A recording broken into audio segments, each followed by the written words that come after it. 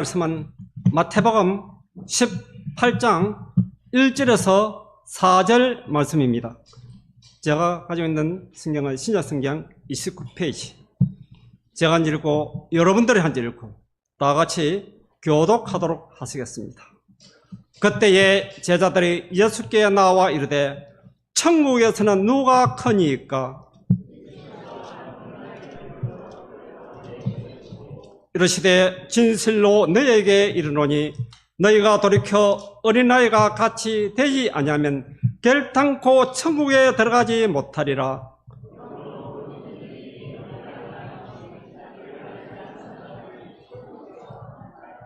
아멘.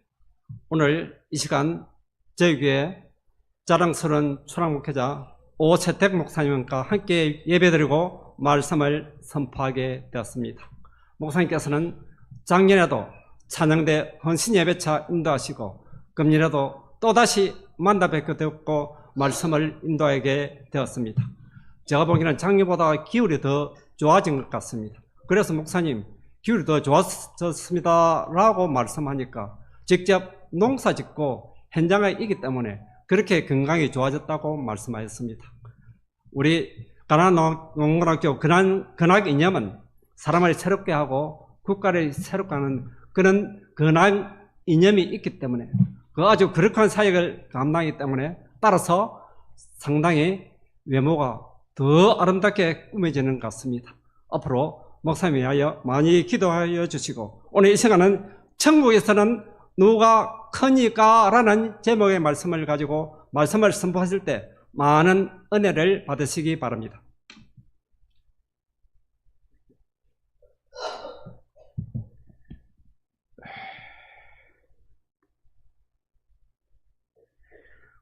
여러분 반갑습니다. 저는 부족합니다만은 새벽마다 반성교회를 위해서 기도하지 않을 수가 없습니다. 저를 이 자리에 있기까지 만들어준 교회이기 때문에 잊을 수가 없고요. 또 우리 성도님 한 분 한 분 제가 이름 기억하는 분들은 다 기록해놓고 새벽마다 기도하고 있습니다. 또 그리고 열심히 농원학교를 섬기다 보니까 하나님께서 우리 장로님 말씀하신 것처럼 건강의 복도 허락해 주신 것 같습니다. 그래서 잘 감당하고 있다는 거 말씀드리고 오늘 말씀을 통해서 같이 은혜를 나누고자 합니다. 예수님께서 3년 가까운 공생의 사역을 마무리하는 단계에 왔습니다. 이제 그래서 16장에 보면 13절부터 쭉 이어집니다.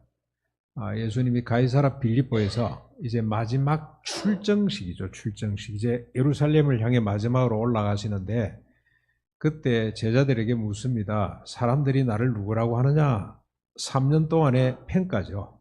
3년 사역의 평가를 주님이 받으시는 겁니다. 그랬더니 제자들이 뭐라 그럽니까? 어떤 사람들은 예수님 보고 선지자라 그러고 어떤 사람은 세례 요한이 다시 살아났다 그러고 어떤 사람은 위대한 선생이다 그렇게 이야기를 했습니다. 참 재미있죠. 예수님께서 3년 동안 그냥 사역한 게 아니잖아요. 온갖 기적과 표적을 행하시고 죽은 사람도 살려내시고 그렇게 멋있게 사역을 하시고 몇 번이나 나는 하나님께로부터 온 하나님의 아들이다라고 증언을 하셨습니다마는 사람들은 그걸 인정을 안 해요. 인정을 안 했습니다. 왜 그랬을까요? 왜 사람들이 아이고 예수님이 하나님의 아들입니다. 예수님이 우리 구세주입니다. 그렇게 3년 동안 따라다니고서도 그런 고백을 못해요. 왜 그러냐? 예수님이 행하시는 일들을 보면 하나님의 아들 같은데 하는 말씀을 들으면 전혀 아니에요. 주로 예수님이 사역 초기에는 많은 표적과 기사를 행하셨죠. 그렇죠? 병을 고치고 귀신을 내쫓고 이럴 일을 많이 하시다가 후반부로 오면서 그런 일을 의도적으로 자꾸 줄이세요. 사람들이 고쳐달라 그러면 피해가기도 하고 어쩌다 고쳐주시면 절대 말하지 말라 그러고 자꾸 숨기고 그러잖아요. 대신에 예수님이 말씀이 많아졌어요. 말씀이. 그런데 그 말씀을 가만히 들여다보면 듣기가 싫어. 무슨 말씀을 하시나요? 오른밤을 맞았냐? 어떻게 하라? 어떻게? 왼밤 돌리대거라. 여러분, 우리 성도님들 가정에 가서 보고 성구를 이렇게 걸어놓은 집들이 있잖아요. 산상본 걸어놓은 집 보셨어요? 주로 어떤 말씀 많이 걸어놨나요? 네 시작은 미약하나 마지막은 창대하리라. 뭐 이런 것 대부분 많이 걸어놨잖아요. 우리가 그만큼 말씀을 왜곡해서 읽고 있다는 표징입니다. 제가 어릴 때 여기 우리 집회할 때마다 우리 권사님들, 장로님들이 늘 기도하시면 이번에 피종진 목사님 보내주시는데 감사합니다. 이분이 오셔서 말씀을 잘 쪼개서 우리에게 먹게 해주십시오. 근데 그 기도를 그때는 저도 모르고 막 했는데 조금 철이 들어서 조금 깊이 성경을 들여다보고 그 기도를 생각해 보니까 이 끔찍한 기도예요. 내가 말씀을 막 요리해가지고 내 먹고 싶은 대로 먹는다는 뜻이잖아요. 그런데 어떻게 해야 됩니까? 제대로 된 성도라면 하나님 이번에 종을 통해서 말씀으로 나를 헤쳐 주십시오. 말씀으로 나를 찔러 쪼개 주십시오. 이렇게 이게 정상적인 기도인데 지 마음에 들도록 말씀을 쪼개달래. 그래서 달달한 거는 먹고 쓴 거는 뱉어버리고 그렇게 하다 보니까 이게 예수님 당시에 사람들도 예수님을 못 알아보는 거예요. 표적과 기사를 보면 예수님으로 인정하고 싶은데 구세주로 인정하고 싶은데 하는 말씀은 영 아니에요. 비위가 상하고 그냥 자존심이 상하고 그래서 결국 어떡합니까? 십자가에 달아버리잖아요. 예수님이 실망을 하시고 제자들에게 묻습니다. 그러면 너희들은 나를 누구라고 하느냐 그랬더니 베드로가 앞장서죠. 늘 주는 그리스도시요 하나님의 아들입니다. 그랬더니 주님이 너무너무 기뻐하시면서 바요나 시모나 이를 알게 한 것은 육신이 아니다. 혈과 육으로서는 이렇게 알 수가 없다. 하나님께서 가르쳐 주셨다. 그러시면서 이 네 신앙 고백 위에 뭘 약속합니까? 내 교회를 세우겠다. 주는 그리스도시요 살아계신 하나님의 아들이라고 하는 네 신앙 고백 위에 여러분 반성교회가 반석 위에 섰잖아요. 그래서 이 지금 벽이 그렇게 건강하고 튼튼한 것처럼 이 신앙 고백 위에 내 교회를 세우겠다. 그리고 주님이 또 하나 선물 주시는 게 있죠. 천국의 열쇠를 주겠다.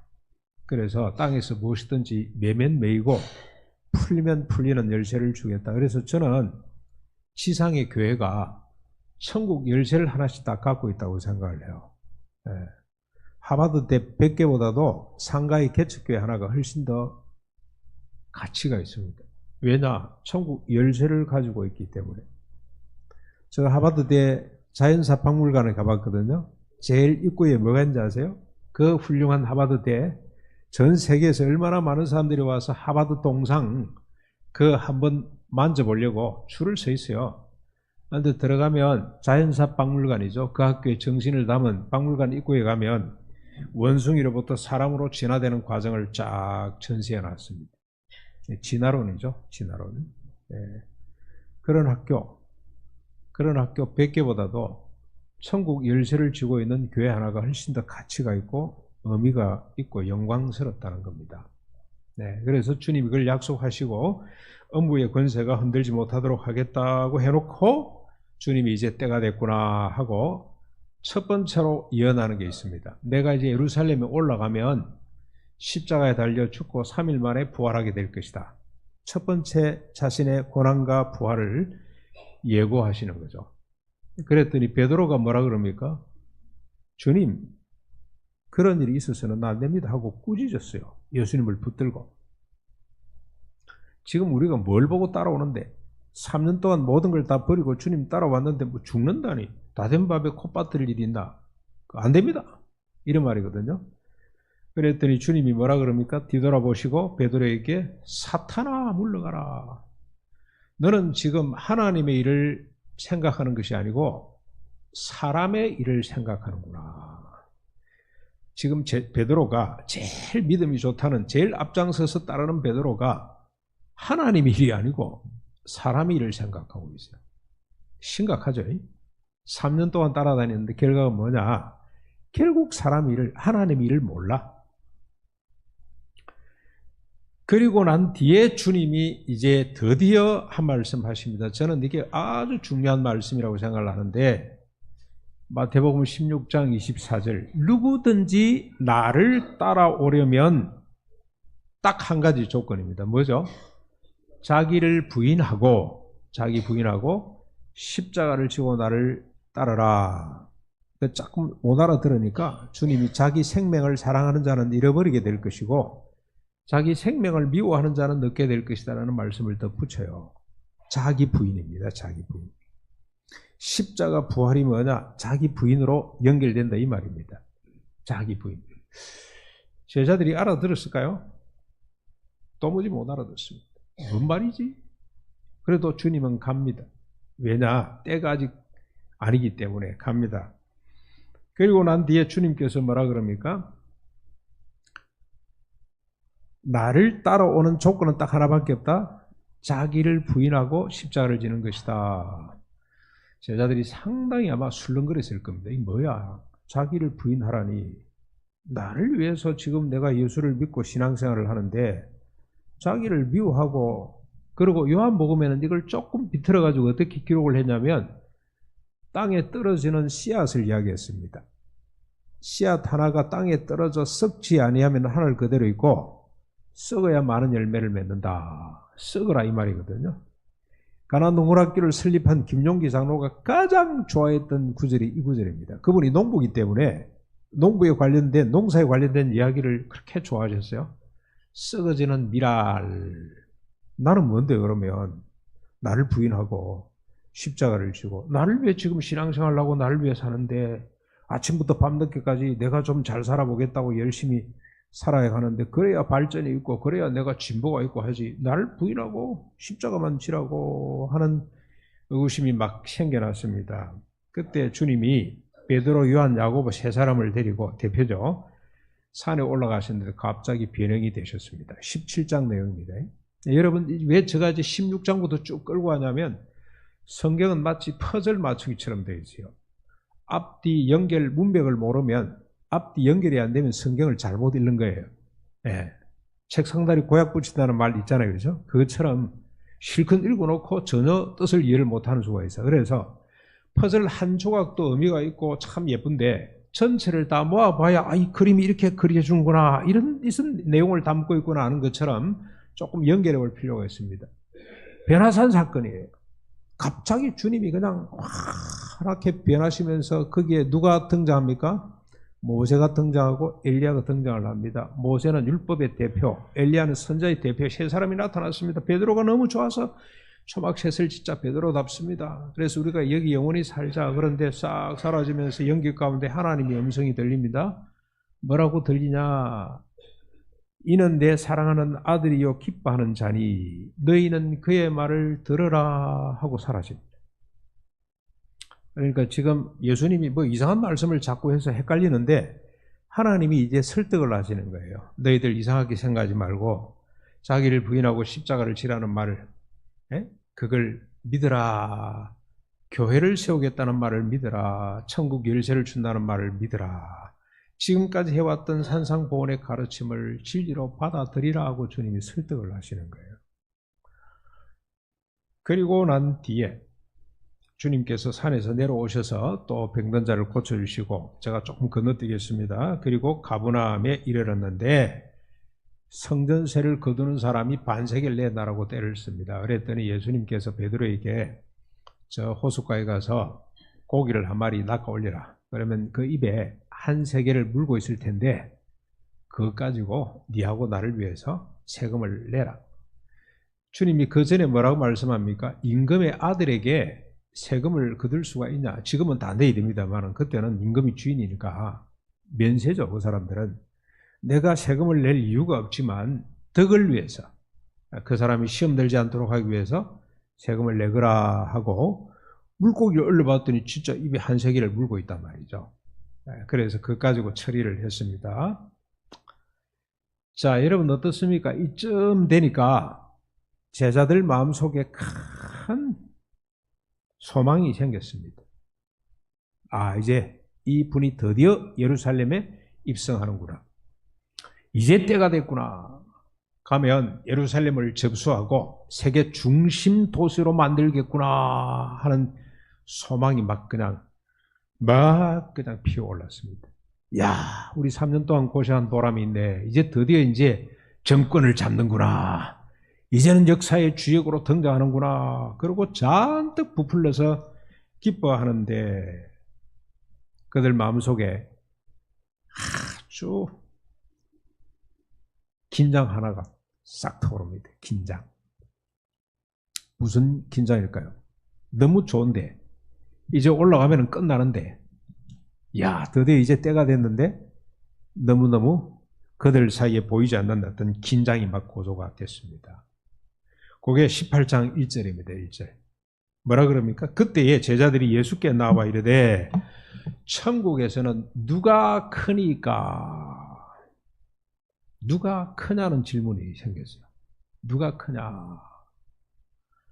그러니까 여러분, 이 누가 크냐 하는 질문은 인간이 근본적으로 갖고 있는 질문입니다.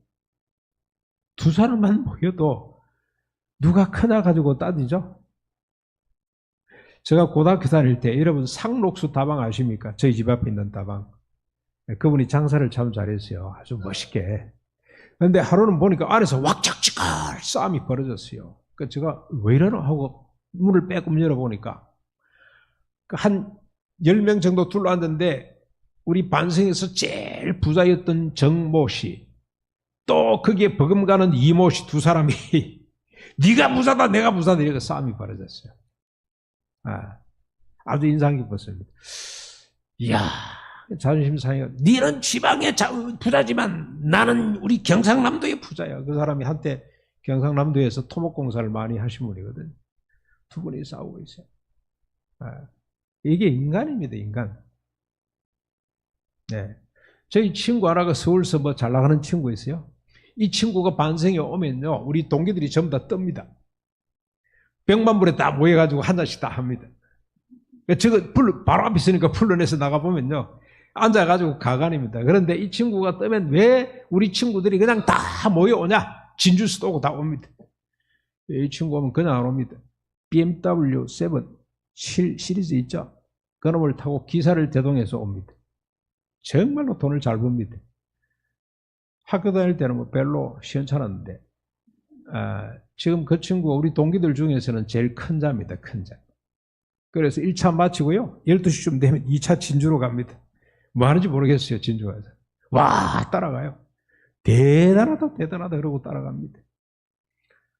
사람은 그럴 수밖에 없어요. 누가 크냐? 누가 잘나냐? 누가 더 높으냐?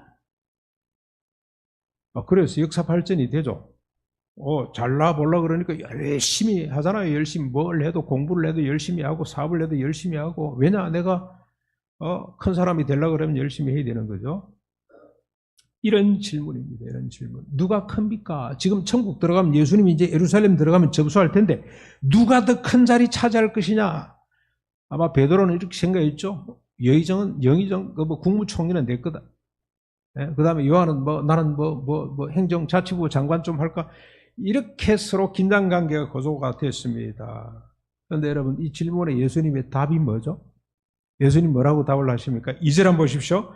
예수께서 한 어린아이를 불러 그들 가운데 세우시고 이르되 진실로 너희에게 이르노니 너희가 돌이켜 어린아이와 같이 되지 아니하면 결단코 천국에 들어가지 못하리라. 천국의 어린아이처럼 되지 않고는, 여러분 어린아이가 뭐 이렇습니까? 아니죠. 어린아이 같이, 어린아이처럼 어린아이와 같이 되지 아니하면 들어가는 것 자체가 불가능하다는 겁니다. 무슨 말이냐면 천국은 누가 크냐, 누가 잘났냐 이런 기준 가지고는 볼 수도 없고 들어갈 수도 없는 나라가 천국. 이런 인식 체계를 가지고는 천국을 알 수가 없어요. 천국은 어떻습니까? 천국은 이미 주님이 사역을 시작하시면서 뭐라고 선포하시죠? 때가 찼고 천국이 시작됐다. 그러나 아직 완성은 이제 주님이 재림하실 때 완성이 됩니다. 그래서 이미 아직 이런 개념입니다. 이미 아직 천국은 이미 시작이 됐지만 아직 완성되지는 않았다. 이미 천국은 시작됐어요. 여러분 우리 반성교 130년 역사 가운데 천국의 역사가 엄청 많았습니다. 이따가 남자 한 말씀 드리겠습니다만은 천국은 시작됐어요. 그런데 그 천국은 누가 크냐는 관점으로는 그런 눈으로는 안 보이는 게 천국이야. 어떻게 보인다고요? 어린아이 같이 되어야 볼 수 있는 나라가 천국이다. 그러면서 주님이 뭐라 그럽니까? 그러므로 4절 한번 보십시오. 누구든지 이 어린아이와 같이 자기를 낮추는 사람이 천국에서 큰 자니라. 지금 누가 크냐를 가지고 다투고 있는데 예수님은 어린아이 같이 어린아이들이 자기를 낮출 줄 압니까? 어린아이들도요. 누가 더 잘났냐 가지고 싸워요. 그런데 여기서 어린아이 같이 이 번역이 조금 문제가 있는 거예요. 어린아이만큼이에요. 만큼. 어린아이만큼. 어른들이 생각할 때는 어린아이는 작다고 생각하잖아요. 너희들이 어린아이만큼 자기를 낮추지 않고서는 자기를 작게 보지 않고서는 천국을 들어갈 수도 볼 수도 없다. 그런 말씀이에요. 그러니까 천국은 위로 보면은 안 보이는 나라. 거꾸로 밑을 봐야 보이는 나라가 천국입니다. 네. 이게 천국입니다. 그래도 잘 못 알아들으니까 주님이 계속 말씀을 하세요. 5절부터 한번 보십시오. 또 누구든지 내 이름으로 어린아이 하나를 영접하면 곧 나를 영접함이니 누구든지 나를 믿는 이 작은 자 중 하나를 실족하게 하면 차라리 연자 맷돌이 그 목에 달려서 깊은 바다에 빠뜨려지는 것이 나으니라. 실족하게 하는 일이 없을 수는 없겠지만 실족하는 자는 화가 있도다. 그렇게 말씀을 합니다. 이 말씀을 가만히 보면 무슨 말씀이죠? 어린아이 하나를 영접하면 누굴 영접하는 것과 같습니까? 주님을 영접하는 것과 같습니다. 어른들이 생각할 때, 제자들이 생각할 때는 어린아이는 아주 어리고 미숙하고 가치가 없다고 생각을 하는데 지금 주님은 어떻습니까? 어린아이 하나는 곧 주님과 동급이라 동급. 이게 천국의 비밀이에요. 세상 눈으로 보면 누가 크냐는 눈으로 보면은 어린애는 그냥 미숙한 아이지만 상대할 수 없는 아이, 아직까지도 아무것도 모르는 아이지만 천국의 눈으로 보면 어떻게 보이냐? 어린아이 하나가 예수님과 동급이라니까, 동급. 어린아이 하나를 영접하는 것이 곧 주님을 영접하는 것이다. 저 동생이 지금 손주들 보고 있거든요. 손주 둘. 주님을 모시고 있는 거예요. 그 나이에 뭐하러? 그렇게 잘 나가던 사람이 이제 손주 보고 앉았나? 딸 직장생활 부부들이 조금이라도 젊었을 때 한 푼이라도 더 벌으라고 둘이서 일하러 나가는데 손주를 봐줘요. 주님을 보고 있어요. 주님. 그 저는 박수근의 그림을 너무너무 좋아합니다. 주로 박수근 씨의 그림은 누가 등장합니까? 할머니들이 많이 등장하죠. 할머니들은 주로 어떤 할머니 모습입니까? 손주를 업고 있는 할머니. 천국의 눈을 가진 사람은 그 가치를 알아보는 거예요. 박수근 씨가 내가 보니 예수 잘 믿는 사람 같아요. 그런 가치. 저는 그 그림을 좋아합니다. 그래서 우리 가남농문학교 오면 그 그림으로 도배를 해놨어요. 제가. 돈이 생길 때마다 그 그림을 하나씩 사서 요즘은 얼마나 기술이 좋은지 그 그림을 그대로 그냥 해줍니다. 질감도 그대로 나타나게. 그래서 그놈을 하나씩 그는데요. 정말 그 그림이 너무너무 훌륭합니다. 또 옆방은 김용기 자료가 있는데 그 옆방에는 도스텝스키라고 하는 유명한 러시아 문학가 있죠. 까라마조프가의 형제들, 죄와 벌 쓴 사람 전집이 다 있습니다. 몇질 다 갖다 놨습니다. 그런 사람들의 시선이 천국의 시선이에요.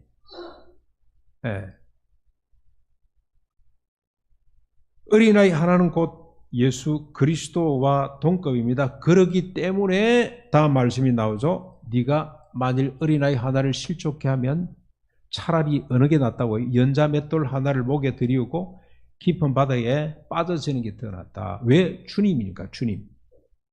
그러면서 오른손이 범죄하거든 찍어버리라. 왼손이 오른눈이 범죄하거든 빼버리라. 여기까지 나와요.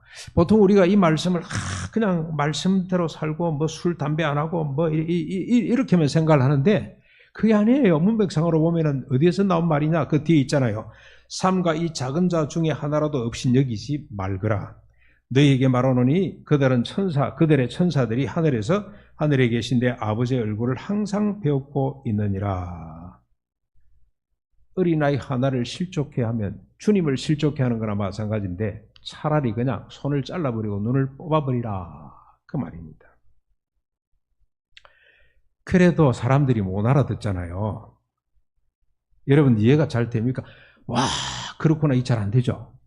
그래서 주님은 또 말씀을 하세요. 다른 비유를 살짝 돌립니다.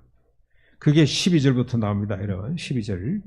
이게 18장이 시작해서 언제 끝나냐? 20장이 끝나요. 이게 주님이 길게 그만큼 누가 크나 이 문제는 인간의 실존적인 문제, 인간의 근본적인 문제라. 그래서 주님이 끈질기게 설득을 내 가시는데 어떤 비유를 들었습니까? 양과 목자 관계를 비유로 들었습니다. 지금 우리는 양과 목자 그러면 잘 감이 안 잡히는데 아마 유대인들에게는 바로 감이 잡힐 거예요. 왜냐하면 목축업이 주로 주업이기 때문에. 우리 박 장로님은 좀 잘 아실지 모르겠는데 그 수의학을 하셨으니까 동물을 잘 아시니까 양 좀 해보셨습니까, 장로님? 양? 제가 그 필리핀에 있을 때 양을 한번 봤거든요. 거세하는 걸 한번 봤는데 양의 속성은요. 맴하고 그다음부터는 우는 법이 없어요. 바들바들 떨면서도 얼마나 온순한지. 그래서 양을 먹여본 사람들은 아마 이 비유가 가슴에 확 와닿을 겁니다. 무슨 비유입니까? 너희 생각에는 어떠하냐? 만일 어떤 사람이 양 100마리가 있는데 그 중에 하나가 길을 잃으면 그 99마리를 산에 두고 가서 그 잃은 양을 찾지 않겠느냐? 요거 우리 조금 정서로 이해가 안 되지만요. 조금 이따 우리 바꿔서 생각해보면 이해가 될 겁니다. 진실로 너희에게 이르노니 만일 찾으면 길을 잃지 아니한 99마리보다 이것을 더 기뻐하리라. 이와 같이 이 작은 자 중에 하나라도 잃는 것은 하늘에 계신 너희 아버지의 뜻이 아니다.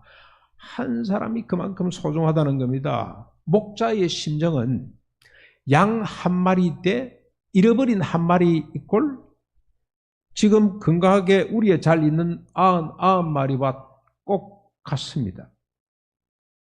이해가 잘 안 되시면 이렇게 우리 한국 사람은 이렇게 이해하면 참 좋을 것 같아요.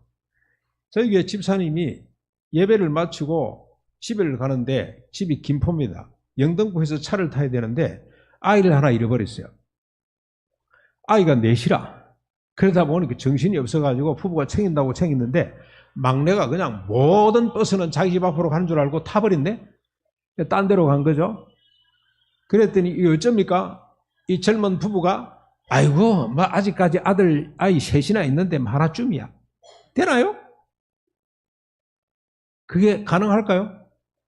셋은요 안중에도 없어요. 잃어버린 하나 아이 때문에 막 큰일 났습니다. 연락이 왔습니다. 그래서 우리 정보계통 일을 하는 사람이 있는데 그 친구 앞에 나서서 영등포에서 전 서울 시내로 가는 노선을 파악을 해가지고 경찰에 의뢰를 하고 해서 청년들 전부 다 동원해가지고 각 노선마다 전부 다 종점으로 다 보내가지고 한 2시간 만에 그 아이를 어느 종점에서 찾았어요. 온 교회가 나서서 한 아이를 찾기 위해서 이리 뛰고 저리 뛰고 하는 것이 그게 정상이죠. 그렇죠? 목자도 그런 거예요. 그러니까 이 말은 무슨 말입니까? 하나님의 나라는 있다는 거. 있다는 것 자체가 소중한 나라가 하나님의 나라라. 많다 적다 크다 적다 가지고는 하나님의 나라를 재단할 수가 없어요. 이해할 수가 없어요. 하나님의 나라는 어떤 나라냐? 있다는 것 자체. 그 사람이 장애를 가졌건 그 사람이 공부를 잘하건 못하건 있다는 것 자체가 소중한 나라가 하나님의 나라다.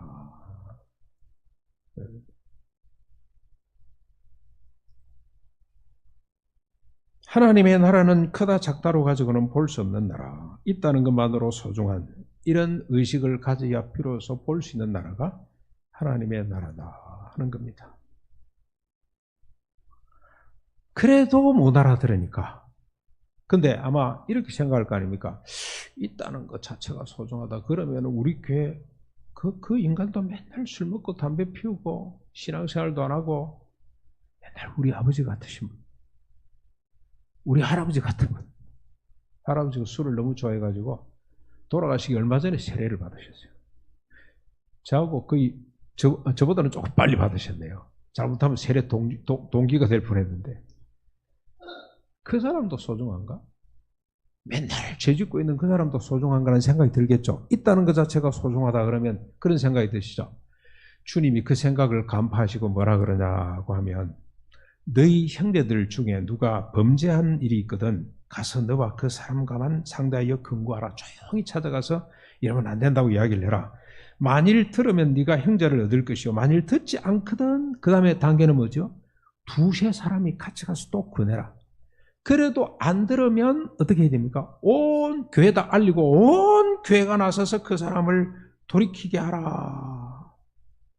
그래도 안 들으면 할 수 없이 이방인처럼 생각을 해라. 단계가 있습니다. 그래서 교회에서 무슨 권면을 할 때 이런 단계를 널커쳐야 된다. 이걸 우리가 배울 수 있지만 문맥으로 보면은 무슨 말입니까? 범죄한 한 사람도 소중하다는 겁니다. 범죄한 한 사람도 있다는 것 자체로 소중한 거다. 그래서 어떻게 해라? 온 교회가 나서서 그 사람을 바로 세워라. 왜? 주님과 동급이기 때문에 그 사람이. 그 한 사람이 소중하기 때문에 온 교회가 나서서 그냥 고민하고 그 사람 돌아올 때까지 기도하고 금식하고 노력하고 설득하고 찾아가고 해서 그 사람 한 사람을 바로 세우라는 겁니다. 저는 여러분 이런 이야기를 다음에 좀 우리 기념일 때 열전 우리 이 반성교회 계시다 돌아가신 분들의 아름다운 이야기 정말 많잖아요. 정말 우리 80주년 기념식 때 우리 같이 좀 하다가 중단한 게 하나 있습니다. 열전을 좀 쓰자. 근데 여러분 남재경 권사님 혹시 아세요? 저희 어머님이요. 아버님이 이 어머님을 술 때문에 괴롭힌 거지. 그래가 어머니가 그냥 밥도 안 드시고 이불 뒤집어 쓰고 한 며칠 일을 끙끙끙 앓고 있으면요. 제일 먼저 찾아오시는 분이 남재경 권사님이 오세요. 그래서 아이고 권사님 그러면 저는요. 주님이 오셨다. 우리 어머니가 살아나겠다. 제가 그 감수성이 예민할 때 어머니 때문에 얼마나 많은 상처가 있겠습니까? 그렇죠? 근데 남재경 권사님만 오면 우리 어머니가 살아난다. 근데 남 권사님이 방에 들어갈 것도 없다. 방에만 엉망이니까 축담에 앉아가지고 손을 잡고 어머니 이야기를 한 2시간 듣습니다. 그러면 어머니가 눈물 콧물 쏟으면서 이야기하고 난 뒤에 같이 그부터 훌쩍훌쩍 같이 울고 그 다음에 손잡고 기도하면요. 회복이 돼요. 우리 어머니가 살아나요. 부엌에서 설거지를 하고요. 밥을 드시고 기력을 회복하고 여러분 이게 교회 모습입니다. 교회. 한 사람을 아끼는 목자의 마음이에요. 그 남재인 권사님을 우리가 좀 연구해 볼 필요가 있어.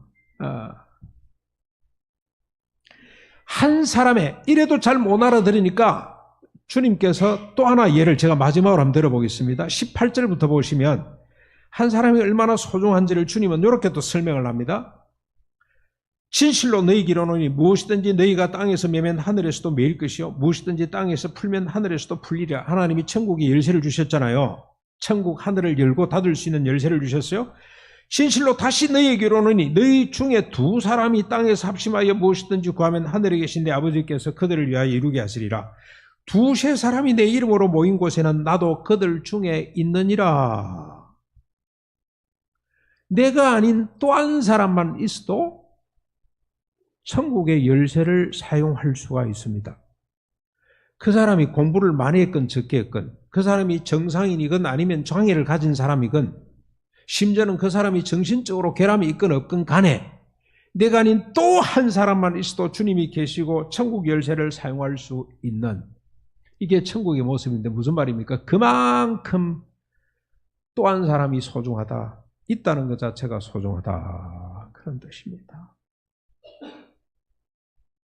숫자가 많고 적음이 아닙니다. 있다. 내가 아닌 또 한 사람만 있어도 교회가 된다. 교회가. 그만큼 소중하다는 겁니다. 또 한 사람이. 너가 그만큼 소중한 겁니다. 결론은 천국은 누가 크냐? 그런 잣대로, 그런 가치로, 그런 의식으로서는 절대로 볼 수 없는 나라가 천국이다. 있다는 것 자체를 소중히 나라가 천국이다. 누가 크냐를 쫓으면 상위 1%만 존경받고 대접받고 그 1% 안에는 0.01% 가기 위해서 또 치열한 투쟁이 있겠죠. 미움이 있고 시기 질투가 있고 다툼이 있고. 그러나 천국은 있다는 것 자체가 소중하기 때문에 100%가 다 소중하고 존귀합니다. 저는 목사로서 참 부끄러운 게 하나 있어요. 여러분 저 김훈 씨라고 아시죠? 칼의 노래 무슨 이 소설로 아주 인기가 있는 사람인데 그 사람 이야기만 나오면 제가 부끄럽습니다. 왜냐하면 그 사람은 수능고사를 보는 날에 집에 못 있대요. 너무 마음이 아프고 불안하고 초조하고 해서 오늘 새벽이 되면 오늘 하루가 딱 지나면 멀쩡한 아이들이 줄을 세우게 되는데 수능고사 1등부터 해서 쫙 줄 서잖아요. 상위 한 1% 안에는 전부 다 자신감이 넘치고 또 0.1% 되는 아이들은 자신감뿐만이 아니라 거기다 교만까지 하고 이리 될 텐데 나머지 아이들은 어떻게 됩니까? 정말 비참한 거예요. 그래서 그는 수능고사 보는 날 집에 못 있는데 하루 종일 돌아다닌대요. 근데 저는 뭐합니까? 우리 교회 수능고사 보는 아이들 이름 갖다 놔놓고 하나님 앞에 하나님 이 아이들 점수 잘 받게 해주세요. 얼마나 모순된지 모릅니다. 지 새끼는 잘 되도록 기도하고 나머지 아이들은 어떻게 되든지 말든지. 그래서 제가 보니까 목사의 영성이 소설가의 영성, 문학가의 영성보다 못하다는 생각이 들어가지고요. 너무너무 부끄러워요. 이 사람의 이 정신은, 이 의식은 어디로부터 왔을까? 그런 사람이 한국에 많습니다. 그런데 여러분, 제가 마지막으로 여러분들 좀 우리 반성교회가 얼마나 훌륭한 교회인지, 얼마나 이 천국의 가치를 갖고 지금까지 130년 동안 이어져 오는지를 제가 말씀을 드릴게요. 여러분들 잘 아실 겁니다. 제가 군대 말년 휴가를 왔는데 그때 목사님이 저보고 새벽기도 참석을 했는데 세태가 날 따라오느라 따라갔죠. 아버님처럼 제가 존경을 하고 저를 세워주신 분이기 때문에 다른 동네에 쭉 다니는 쓰레기를 다 주우라 그래요. 주웠죠. 뭐 청소하는 것보다. 그랬더니 이 교회 뒤에 마당에 불태워라. 사탄 마귀 새끼들이 있다. 제가 이상한 씀짓한 생각이 들어. 목사님이 갑자기 왜 이러시지? 태우러 그러니까 태웠어요. 찬송해라. 같이 찬송하고 둘이서. 그런데 제가 기대를 했는데 들려오는 소문에 이분이 천리교 대문을 때리 부셨네. 그리고 우리 천태종이죠. 저를 종 뗀다고 올라가서 종을 막 들고 치가지고 그걸 또 박살을 냈네. 이게 사회 문제가 됐어요. 천리교 부산 교구장이 막 내려오고 경찰서장이 오고. 그때 제가 왜 이 말씀을 드리냐면 이 역사는 잊으면 안 됩니다. 그때 우리 장로님들이 여기 계시네요. 핵심 장로님들이 어떻게 했냐. 우리가 책임을 지자. 그러니까 알고 봤더니 이분이 대구에 계실 때 이런 문제 때문에 오신 분이에요. 모르고 모신 거지. 그러니까 이게 늘 잠재되어 있다가 폭발된 겁니다. 스트레스를 많이 받아서 아마 그렇게 했죠. 그런데 그때 장로님이 어떻게 결정을 했냐. 교회가 병든 사람을 가라 그러면 어쩌냐.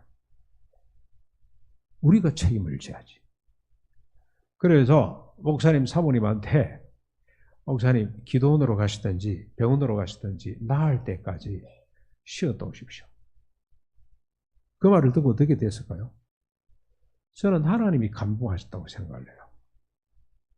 병든 목회자를 품는, 내치지 않는, 있다는 것 자체를 소중히 여기는, 그 사람이 실력이 있건 병이 들었건 어쨌든지 간에 같이 있다는 걸 소중히 여기고 그 결정을 했더니 이 목사님이 나와버렸어요. 그렇죠?